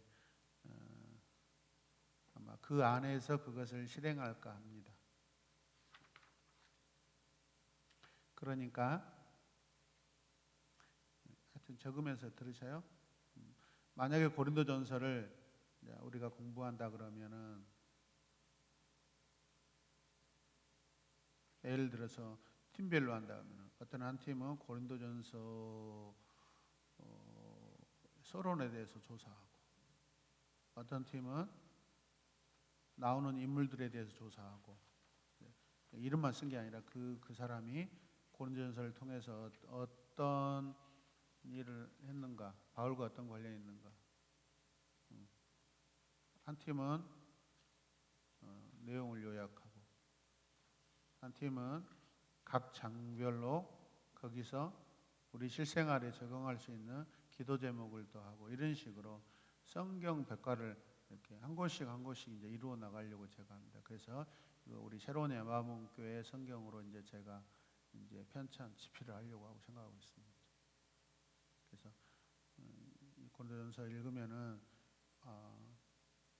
그리고 이 고린도전서를 통해서 우리가 해야 될 기도가 뭐인가? 그래서 오늘 성경에 근거해서 1장에서는 어떤 기도가 나와야 되고 어떻게 뭘 기도해야 될지 되게 좋잖아요. 그러면 성경 읽으면서 이런 부분들 제가 지금 생각하고 있는 그 방향들입니다. 이런 것들이.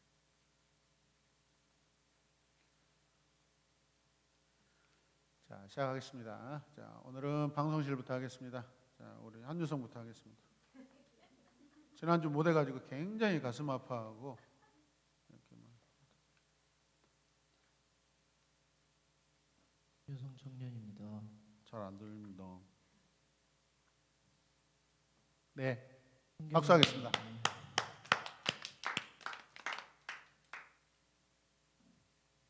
오늘 그 이론적인 부분이라서 결단은 잘 안 들립니다. 큰 소리 해주세요. 저기 온라인에 있는 분들은 거의 안 들리거든요. 이론적인 부분이라서 결단에 대해서는 생각을 못 해봤는데 네, 성경에 대해서 이렇게 자세히 생각해 보게 된 건 처음이라서 새로운 경험이었습니다. 지금 영입니다. 첫 시간에 뭘 했죠?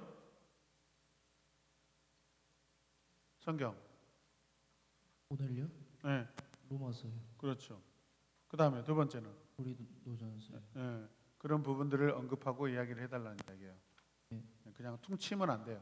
항상 우리가 퉁을 쳤기 때문에 우리 안에 스토리가 없는 거야. 만들어지지 않아요. 구체적으로 스토리를 만들어야 그게 내 스토리가 된다라는 거예요. 로마서를 들으면서 어떤 생각이 들었어요? 고린도 교회가 원래 그렇게 많이 타락한 그 고린도라는 지역이 그렇게 타락한 지역인지 오늘 처음 알았어요. 새롭게 알았죠? 네. 네. 그것만 기억해도 고린도전서를 읽으면 굉장히 인사이트를 얻을 수 있어요. 성경 이해하고 해석하는데. 감사합니다. 그 다음에 김지현 청년입니다. 네, 저는 162페이지 나의 그리스도의 십자가는 성도들을 변화시켜 주변 세상과는 다른 민족, 다른 공동체로 만든다. 이 부분을 듣고 생각을 해보았을 때 저 역시도 고백이 많이 부족하였고 그리고 복음에 대한 그 마음들이 많이 식었다라고 생각이 들었습니다. 여기가 로마서인가요? 아니요, 고린도전서요. 고린도전서? 네. 네. 그래서 156페이지에 로마서는 신약에서 최고의 부분이며 가장 고결한 복음이다라고 나와 있는데 우리에게 고결한 복음을 주신 하나님께 감사하며 복음을 더욱더 사모하고 읽으면서 내 삶 속에서 전할 수 있도록 해야겠다라고 결단하였습니다. 네. 결국은 성경은 우리에게 고결하고 최고의 보석인데 그것을 보석으로 우리가 활용하지 못하면 결국 돼지 목에 걸어놓은 보석밖에 안 된다는 거죠. 네, 감사합니다. 자, 우리 이승명 청년 가겠습니다. 이승명 청년입니다. 저는 157페이지 6번에 바울의 가장 긴 작품일 뿐만 아니라 다른 서신서들의 기초가 되는 교리적인 토대를 제공하기 때문이다 라는 걸 보면서 사실 로마서를 읽을 때 그렇게 중요하다고 생각을 하면서 읽어보질 않았었는데 이거를 보고 로마서가 얼마나 중요한지를 깨달았고 기초가 되는 교리적인 토대를 제공한다는 이거를 보면서 이걸 기억하고 로마서를 읽기를 결단하고 오늘 고린도전서 160페이지 고린도전서 서론을 보면서 사실 고린도라는 지방이 이렇게 타락하고 이렇게 유흥적이고 이런 여행자들이 찾는 이런 지역인지는 잘 모르고 그냥 식민지 중에 하나다 이렇게만 알고 있었는데 오늘 이런 걸 보면서 이거를 보고 더 제 고린도 전서를 읽을 때도 더욱더 이런 서론적인 부분들을 생각하고 읽으면 좋겠다라고 생각했습니다. 신약의 고린티노스 그게 구약에도 하나 있는데 뭐죠? 소돔이에요. 소돔이라는 것이 뭐죠? 동성애라는 그 단어의 원어예요. 원어. 소돔이 한다라는 것이 고린도전서도 마찬가지예요. 똑같은 맥락입니다. 신약과 구약에 꼭 그런 사건들이 겹쳐 있어요, 여러분. 왜? 이 세상은 똑같아요. 해 아래 새 것이 있다 없다? 없습니다, 여러분. 그 다음에 앞에서 쭉 이렇게 계속 돌겠습니다. 이렇게 돌겠습니다. 양명희 집사입니다. 네. 155페이지에 이신득의 그 부분에서 믿음으로 의를 얻는다고 그동안 로마서에 대한 뭐 강해 같은 것도 많이 들어보고 썼었는데 막연했는데 읽었을 강해를 듣고 했었어도 이렇게 부분에 대해서 이렇게 그렇죠. 해주는 거를 들었었는데 어쨌든 이렇게 하나님이 주권적으로 나를 구원해 주셨고 의롭다고 칭해 주셨고 그런 부분들 그래서 그거를 믿으려고 했던 그런 마음 가졌던 것이 생각이 났고 그런 주권적인 계획 안에 제가 있음이 감사하다는 생각을 오늘 또 한번 했고요. 네. 그리고 162페이지에 고린도전서의 신앙의 주제의 신앙의 원리에서 그리스도의 십자가는 성도들을 변화시켜 주변 세상과는 다른 민족, 다른 공동체로 만든다라고 했는데 아까 목사님께서 길게 말씀하신 것처럼 저희가 다른 세상의 다른 사람들과 다른 공동체인가라는 생각과 또 저는 과연 성도로서 그 다르게 살아가고 있는가 그런 삶에 대한 생각을 해보아서 그렇게 살아가려고 노력하고 있고 또 복음을 전해보려는 마음 늘 하고 있는 저라서 노력은 하지만 생각만큼 잘 안 되고 있지만 어쨌든 노력하고 있다는 거 자체가 생각이 나는 그런 다르게 살려고 하는 노력하고 있다는 생각이 들었습니다. 거기다 적어 놓으십시오. 복음은 능력이기 때문에 복음을 갈등하는 것은 힘들지만은 그런데 그 복음 자체가 능력이기 때문에 내가 갈등하면 반드시 하나님께서 좋은 열매를 허락하실 줄로 믿습니다. 어찌 됐든 간 자녀들하고도 복음으로 갈등해야 되고 그렇잖아요. 오늘 현세의 삶을 깨뜨리고 더 나은 미래로 나갈 수 있는 우리 인생의 해답은 복음밖에 없습니다.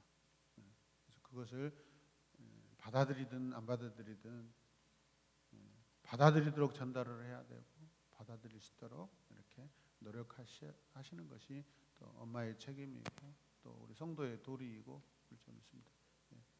잘 갈등을 이겨내시면서 승리하시길 바랍니다. 감사합니다. 이주연 집사입니다. 저는 PC본에서 로마서 PC본에서 하나님의 의가 나타나다 5장의 의로 인한 유익들을 이제 보게 되면서 하나님이 저를 구원해 주심으로써 하나님과 화평을 이루었고 또 환난 중에 기쁨을 알게 되었고 하나님의 진노로부터 구원받은 것에 너무 감사했습니다. 그리고 하나님의 159페이지 하나님의 의는 그리스도인의 삶을 변화로 나타나야 한다. 이 부분에서 보면서 계속해서 하나님과 관계 그리고 이웃과의 관계 또 권세 있는 자들의 관계 그리고 사랑은 율법의 완성이다. 항상 깨어있는 제가 되길 원합니다. 네. 이거 보면서 앞으로 계속 내가 어떻게 그리스도인으로 살아가야 되는지 삶으로 어떻게 나아가야 되는지 제가 하다만 로마서 필사를 다시 하면서 깊이 좀 묵상을 해야 되겠다는 생각도 했습니다. 그리고 고린도전서 162페이지에서 네모박스 바울은 계속해서 새로운 삶의 길을 따라 살기를 요구했다. 절대로 포기하지 않았다. 하나님도 그렇다. 하나님은 절대로 하나님의 자녀를 포기하지 않으신다. 계속해서 저도 새로운 삶, 하나님 안에서의 새로운 삶, 변화된 삶으로 계속해서 나아가길 기도하고 또 가정 안에서 자녀와 제가 예수 그리스도를 내 안에 계속 차곡차곡 쌓으며 또 믿지 않는 이규영 아이들 아빠 포기하지 않고 계속해서 권면해 나가는 하나님의 자녀가 되겠습니다. 아멘. 감사합니다. 양수자 집사입니다. 저는 156페이지에 그 핵심 구절 로마서 3장 20절에서 24절 그러므로 율법의 행위로 그의 앞에 의롭다 하심을 얻을 육체가 없나니 율법으로는 죄를 깨달음이니라.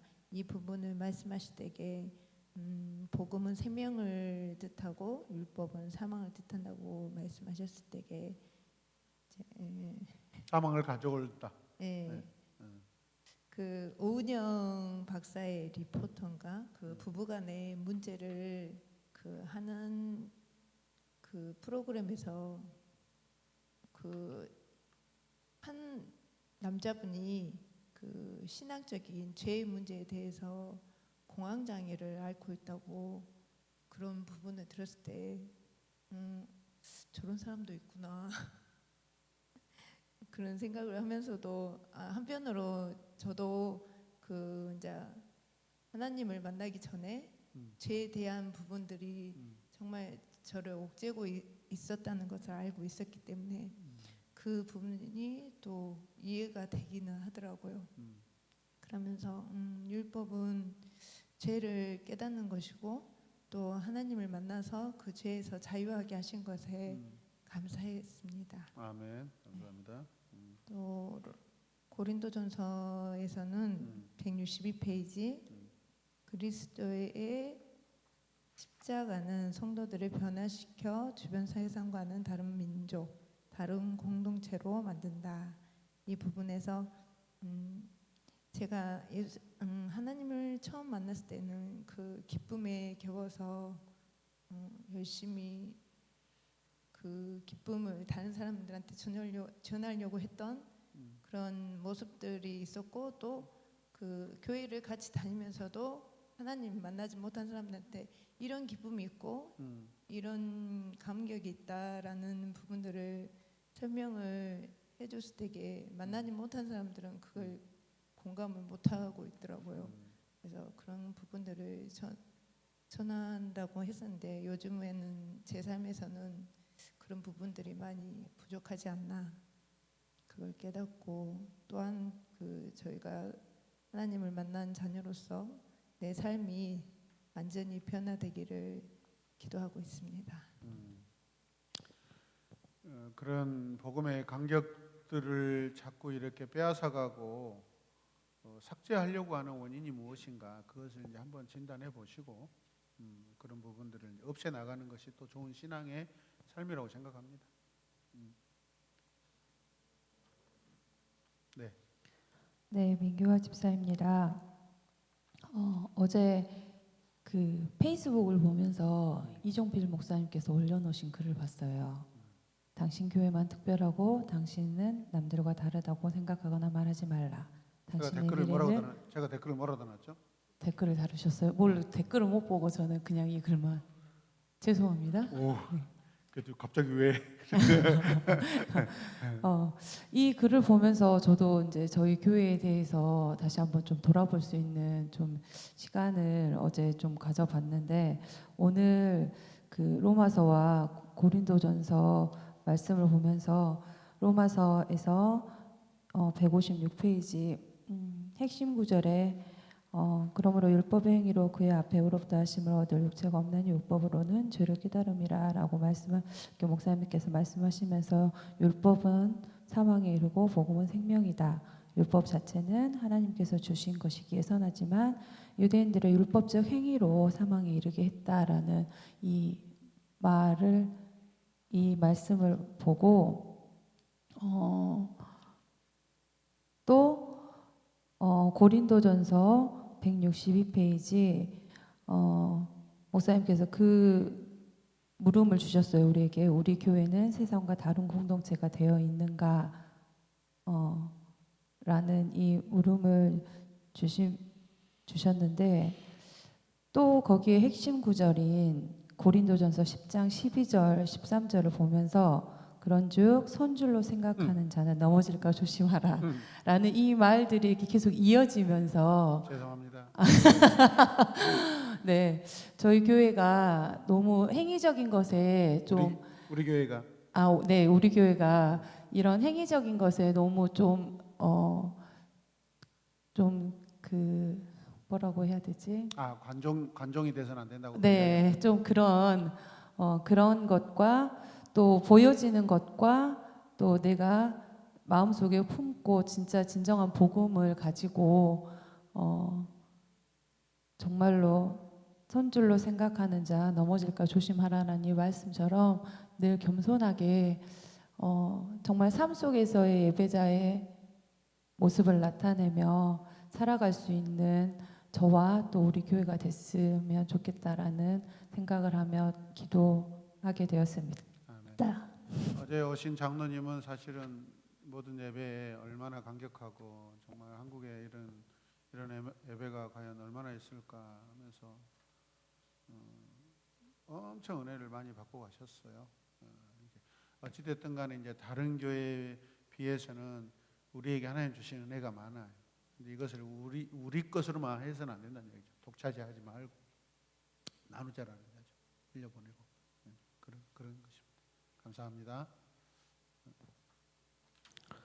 안녕하십니까. 최종환 집사입니다. 로마서 그 154페이지 로마는 어떤 도시인가? 에서 장엄한 건물들이 가득했고 수많은 노예들이 있었다. 노예들이 언급됐고요. 고린도전서 160페이지 또 고린도는 어떤 도시인가? 4에 고린도 인구는 약 70만이었고 그중 노예가 3분의 2였다. 이 노예가 많이 언급된 것은 로마가 어떻게 보면은 정복 전쟁의 여파로 그 식민지의 특징으로 부각이 되었는데요. 타락의 고린도, 아프로디테와 같은 신전을 통해서 세상의 상징적인 제들을 좀 묵상해 보았습니다. 162페이지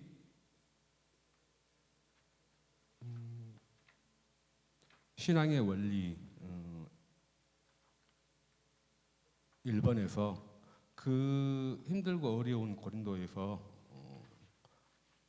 바울은 고린도 교회 성도들 사이에 있었던 여러 문제와 혼란에 대한 소식을 접하고 그것을 바로잡기 위해 편지를 썼다.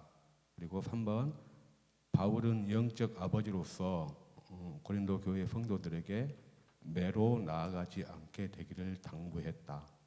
이 바울의 마음은 그 사회에서 바울의 마음을 보았는데 그 고린도 교회 성도들이 변화됐으면 참 좋겠는데 변화가 되질 않았기 때문에 오죽했으면 매로 때리고 싶은 심정까지도 생각도 있었다라는 그 말씀을 듣고 그 바울의 그 아픈 마음을 좀 보았습니다. 하지만 바울은 절대 포기하지 않고 교회 성도들 사이의 문제를 하나님의 관점으로 그리고 영성 있는 공동체로 이끌려고 엄청 노력하는 바울의 마음을 또 묵상해 보았습니다.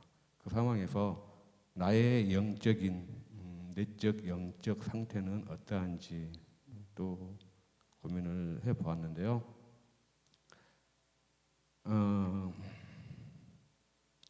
나 또한 고린도 교회의 성도들의 모습이 내 안에도 있다라고 생각합니다.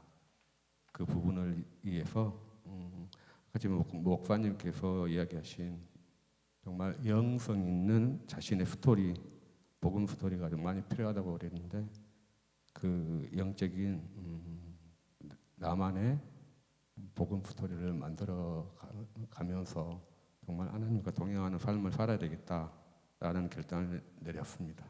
네.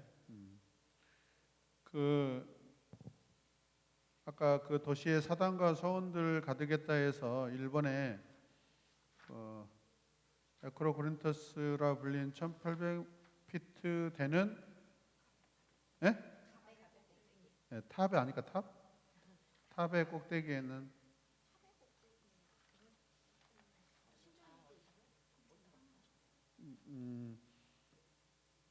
그러니까 그 도시가 지금 저 산 위에 있고 그 산 위에 또 이렇게 기둥들이 세워져 있잖아요.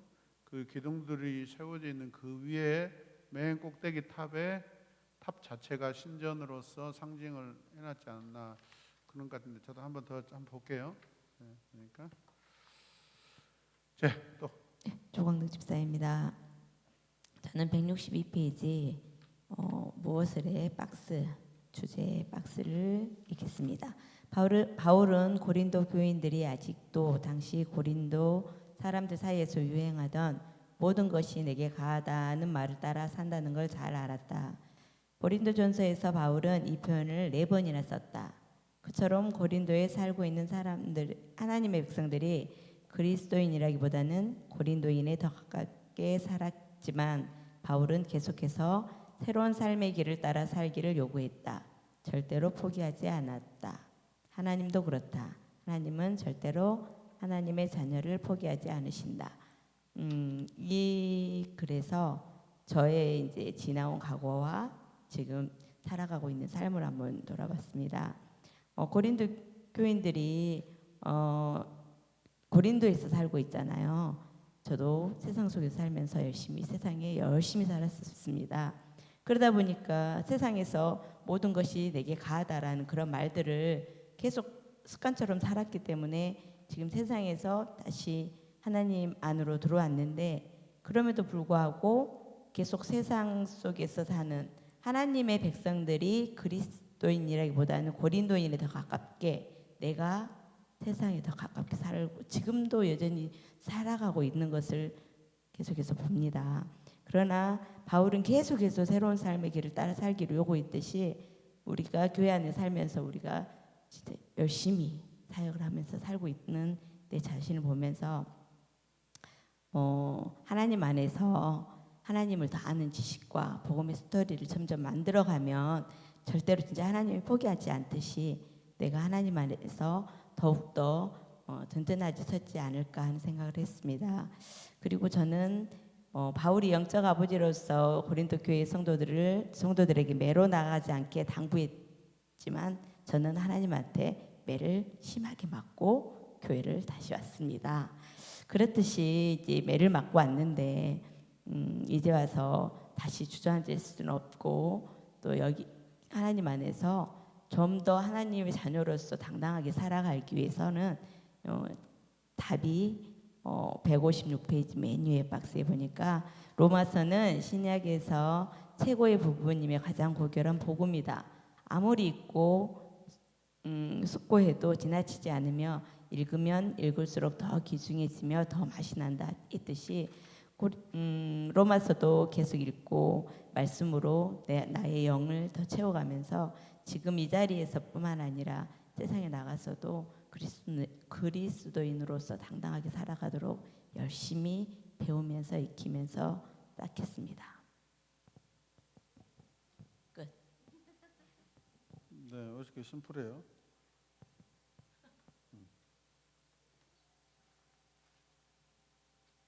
홍혜정 집사입니다. 고린도전서 먼저 잠깐 보면 161페이지 아에 바울이 떠난 후에 아볼로가 고린도 교회 사역을 위해 에베소로 왔다는 게 3장 6절에 써져 있다는데, 저는 이거를 이번에 처음 알았거든요. 그러니까 그 안에서 분쟁이 있어서 너 뭐 나는 바울파다 나는 뭐 아볼로파다 막 이러면서 고린도 교회가 싸웠던 건 알고 있었는데 아볼로가 그 후임으로 와가지고 사역을 하고 있었던 것은 처음 알았어요. 그래서 참 이분도 힘드셨겠구나. 목회자가 2000년 전이나 지금이나 녹록한 직업이 아니라는 것을 그 생각이 들었습니다. 그러니까 아까 그 성령에 대해서 그 아볼로와 성령의 관계를 한번 이야기했잖아요. 이제 고린도 안에서 여러 가지 문제 중에 하나는 성령에 관한 문제잖아요. 그게에서 발생되는 게 은사 문제고, 그러니까 이분이 성령의 은사에 대해서 성령에 대해서 바르게 이렇게 더 빨리 인식하고 있었다면 성령의 은사도 잘 정리해서 교회를 안정시켰을 텐데 그런 부분하고 관계 있지 않을까요? 아마도. 역량의 문제랑 어떤 스타일의 문제랑 그렇죠. 이런 모든 예, 예, 맞아요. 쳐서 예, 그러니까. 어쨌든 녹록치 않아 하시긴 바라는 바울 사도한테 사람들이 문제를 들고 갈 정도면 정말 이제 더 이상 손을 쓸 수 없을 어떤 그런 상황까지 가는 걸 보고 있었을 그분도 참 마음이 힘들었겠다는 생각이 잠깐 들었습니다. 네, 그리고 저 로마서 같은 경우에 어렸을 때 영어 공부를 해야 할 때 호기롭게 로마서를 영어로 읽어야겠다. 그러면서 시도를 했는데 그거 해가지고 제가 정말 로마서에 대한 편견이 생겨가지고 오히려 예, 너무 어려웠어요. 주어하고 서술어가 있는데 예, 주어를 서술하는 문장이 너무 길어가지고 예, 한글로 봐도 우리가 거의 한 5-6절 정도가 한 문장이 되는 경우도 있고 그래서 되게 어렵고 딱딱하고 이렇게만 생각을 했었거든요. 근데 오늘 155페이지에 이제 파트 1하고 파트 2로 나누면서 구원과 행함으로 나누어진 파트가 있다. 그리고 57페이지에서 어떤 과실에 대해서 논쟁하는 게 아니고 예방에 가까운 서신이다라는 것들을 보면서 피시본 말씀을 잠깐 봤어요. 아까 피시본 할 때 말씀이 고린도전서의 피시본에 있는 말씀과 이 로마서 2번째 파트 12장에서 16장에 있는 말씀이 어조가 너무 다르더라고요. 정말 고린도전서 피시본에는 이렇게 어조는 정말 강력하고 힘이 있고 단어 하나하나에 막 약간 이런 느낌인데 12장에서 16장 이거는 정말 부드럽고 정말 사랑을 가지고 그리고 할아버지구나. 좋은 느낌입니다. 예, 이런 생각이 들으면서 이번 주에는 로마서를 한번 꼭 다시 읽어봐야겠다라는 생각, 영어 말고 우리말로 읽어야 되겠다 생각했습니다. 네. 이왕이면 그 세번역으로 읽으십시오. 세번역으로 개역 개정보다. 그 제가 찾았습니다. 아까 거기 타비안이라고 보십니다. 곧 제가 이렇게 방금 이렇게 이야기하면서 제가 이렇게 자료를 쭉 네이버를 봤더니 그 에크로 코린토스라는 곳은 그 1800피트라고 되어 있잖아요. 그 엄청나게 그 높은 산에 그 지역을 말합니다. 지역. 그 지역 안에 그 또 깎아서 분지에다가 세운 게 아까 그 신전. 그 의미를.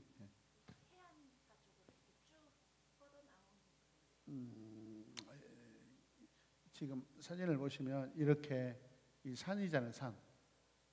이 전체 산을 그 에크로코린토스라고 그러고 거기에 이제 거기다가 사상이가 신전들을 많이 짓는데 거기에 최고의 핵심이 아까 뭐죠? 아프로디테 신전이라는 거죠. 거기 맨 중앙에다가 이제 그 기둥들 있잖아요. 곧 탑이 아니라 곳이었네요 보니까. 문장을 보니까 해석을 해보니까 지역을 찾아보고 하니까 그 지역의 결국은 핵심은 아프로디테 신전이다. 네, 그런 뜻입니다. 네.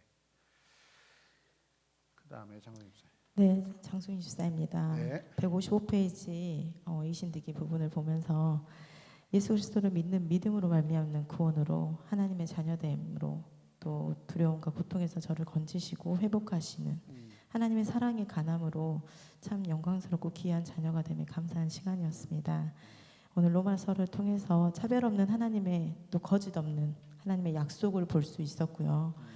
오늘 나눔의 마무리 하시면서 말씀해 주셨던 것처럼 예수 그리스도의 그 하나님 함께 하심의 스토리가 저와 저희 자녀들 그리고 세상과 다른 우리 가정, 세상과 다른 우리 공동체 안에 있기를 소망하면서 풍성하고 충만하게 더해지기를 자녀들과 나누고 가르치면서 아볼로가 성령을 모르고 가르쳤다 했잖아요. 근데 저는 이제 그것을 아는 것으로 또 하나님께 더 지식과 방법을 은혜를 날마다 구하면서 믿지 않는 자들에게도 전하기를 원하며 기도해야겠다라고 결단했습니다. 그래서 이제 156페이지 핵심 구절 로마서 1장 16절에서 17절 말씀을 오늘 배운 복음 메시지로 교훈 삼아서 제 마음에 새기고 돌아갑니다. 그 이신득이를 다른 표현으로는 이신칭이라고 그럽니다. 이신칭이 그러니까 득의는 뭐죠? 얻은 거잖아요. 우리가 누구한테 받은 걸 뭐라고 하죠? 투자로? 선물이라고 하죠. 칭의도 마찬가지죠. 그냥 다른 사람의 나를 너는 뭐야? 이렇게 해놓은 거죠. 결국은 다른 표현이고 행위적인 보이지만은 선물이죠. 그러니까 우리는 그 수동이 아니라 능동이죠. 구원은 능동이잖아요. 우리가 받은 것이니까. 자, 그다음에 장정민 성도입니다. 네. 저는 163페이지 고린도전서 10장 12절에서 13절 말씀. 그런즉 선 줄로 생각하는 자는 넘어질까 조심하라. 사람이 감당할 시험 밖에는 너희가 당한 것이 없나니 오직 하나님은 미부사 너희가 감당하지 못할 시험 당함을 허락하지 아니하시고 시험 당할 즈음에 또한 피할 길을 내사 너희로 능히 감당하게 하시느니라. 이 구절에서 나름의 이제 위로를 받았습니다. 계절 탓인지 뭐 때문인지 몰라도 요즘에는 사실 자영업 하다 보면 말 못할 일도 많고 그렇죠. 봐도 못 본 척, 들어도 못 들은 척, 그리고 또 손해 보는 일도 생기고 구설수에 오르기도 하고 뭐 여러 가지 힘든 상황이 자꾸 생기니까 이제 막 슬럼프도 오고 이래서 다 그냥 불만이었었거든요, 솔직히. 그래서 또 저기 160페이지에 그 고린도 도시처럼 휴일에는 도덕적인 것으로부터 그 마의 3번이죠. 벗어나 돈을 쓰기 위해 고린도에 왔다. 이렇게 활락을 즐기기 위해서 오늘 지인들 이제 중에 토요일까지 근무하고 이제 어차피 주일을 쉬니까 음주 비행기 타고 이제 과무와 동남아로 가는 거예요. 음주 과무와 골프와 뭐 이런 걸 함께 즐겨보자. 그렇게 힘들면 교회 가면 뭐 얼마나 좋냐 뭐 이런 얘기까지 들어가면서 많은 유혹도 사실 있었어요. 그때마다 귀가 팔랑팔랑 거리긴 했지만 아, 또 오늘 말 잘한다. 스토리가 나오네. 진짜 스토리가 나오네. 저겁니다. 또 한번 이 말씀 12장 13절 9절로 인해서 또 위로받으면서 회개도 하는 그런 시간이었습니다. 그러니까 걱정하지 마세요. 언젠가는 섰다 가고 있는 이주연 넘어지고 나는 서고, 그러다 또 내가 섰다고 생각하면 나가 넘어지고 이주연은 또 일어서고 그럴 겁니다.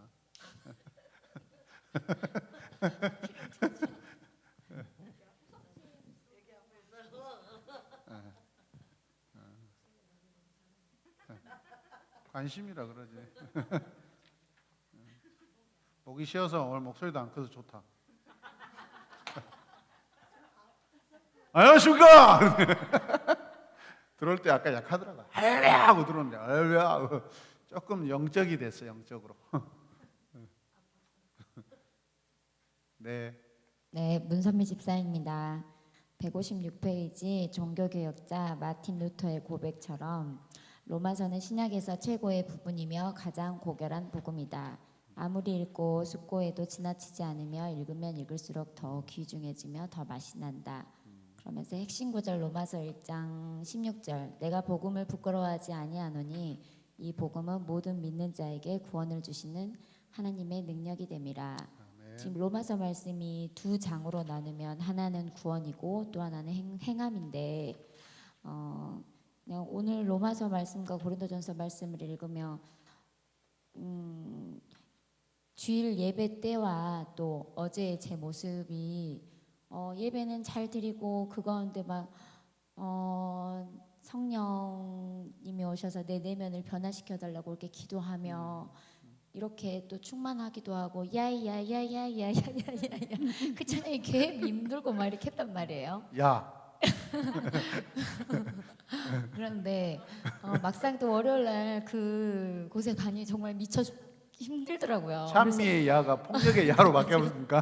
이게 이 갭이 너무 크구나. 네. 이 내면이 아직도 변화도 안 돼서 또 힘들구나. 그게 신앙이에요. 신앙. 이러면서 이게 너무 돌아가고 싶다. 빨리 그냥 어디로? 찬양 있는 곳으로 그런 생각도 많이 들고 아무튼 열심히 꾹꾹 참으면서 일을 하면서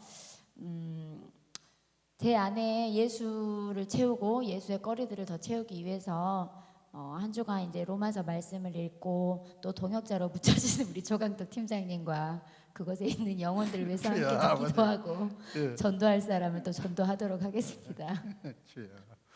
야, 잘해라.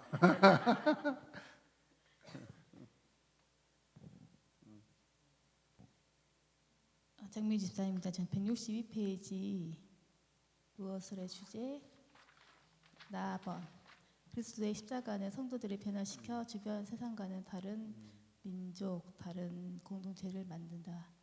목사님이 알려주신 세상의 다른 공동체가 되어 가고 있는가, 세상을 품고 세상을 돌아보는 것, 우리는 세상과 다른 공동체가 되어 가고 있는가에 대해서 생각을 하게 되었습니다. 네. 그래서 세상에서 하나님의 자녀로 더 살도록 결단하셔요. 아멘. 자녀들 위해서 기도 많이 하십시오. 공동체를 위해서 기도하시고. 이제 오늘 로마서를 다루고 고린도전서를 다뤘는데 보세요. 딱 이 말만 하고 싶어요. 로마서를 통해서 정말 우리 영광스러운 그 구원의 삶을 살게 됐잖아요. 그런데 요행, 놈, 그 다음에 고 가서는 최악의 신앙의 삶을 살고 보여주는 그 모습, 완전히 그냥 바닥으로 추락하는. 성경을 어떻게 이렇게 딱 그렇게 또 최고와 최악의 그런 상황들을 이렇게 좀 배열해 놨을까. 참 하나님도 어떻게 보면 우리에게 잘 기억시키려고, 기억되게 하고 그걸 잘 인식하게 할 수 있는 방법으로 이렇게 성경을 이렇게 배열해 놨을까 하고 참 감탄에 마지 않고, 그러면서 제 모습도 보고 우리 공동체가 정말 더 성숙하는 그 공동체로 나가길 소망하고 기도합니다.